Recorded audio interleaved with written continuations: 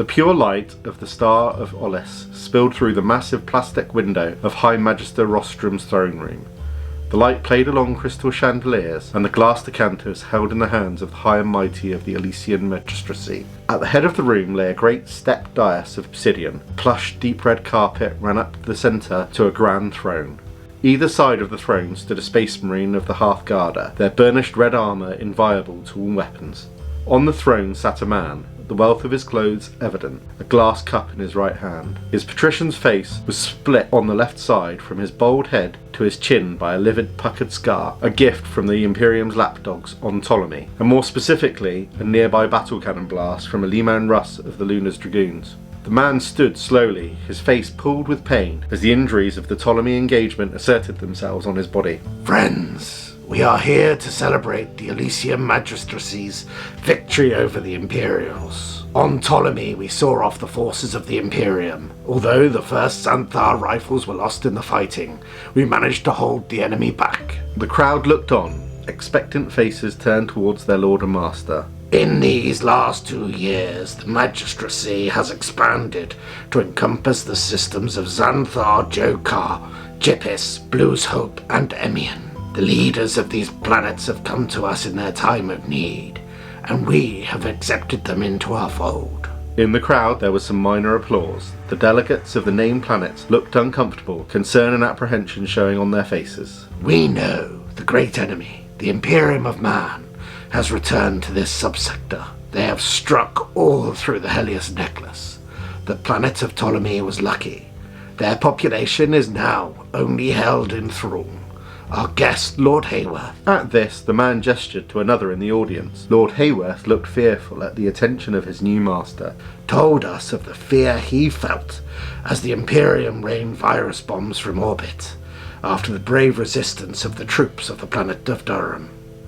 For a whole year, the armies of the Priam Lords fought and died to hold Durham, and in their spite, the Emperor's lackeys reduced the planet to a husk. Not sated with the destruction of Durham, the Imperium turned its covetous eyes to Helios.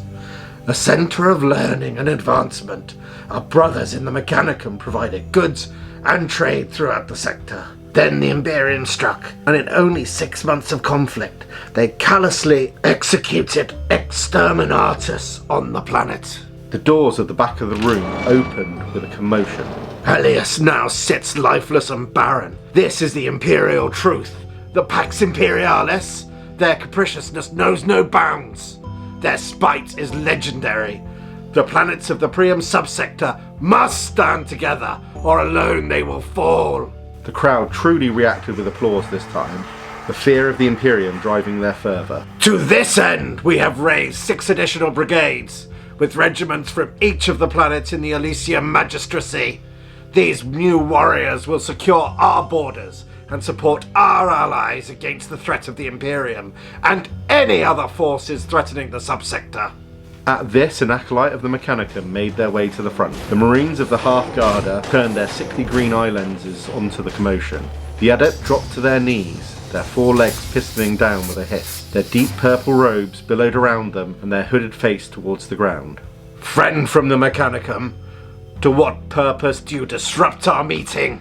The adept lifted their head, the shining light of their augmetics on clear display. 5 eyes looked out, each lidless orb a concerning shade of colour, each one different. The mouth was a chitinous beak, a clear mark of Tzeentch's favour. The voice that came from the beak was like the desert wind across the sand. Lord High Magister, the free Mechanicum comes to you in our hour of need.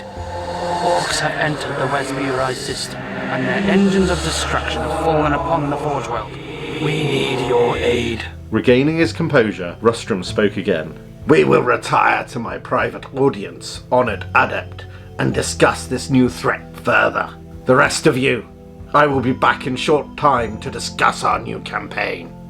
At this, Rostrum left his dais, the Hearthguarder falling into step beside him. He gestured to the adept to join him.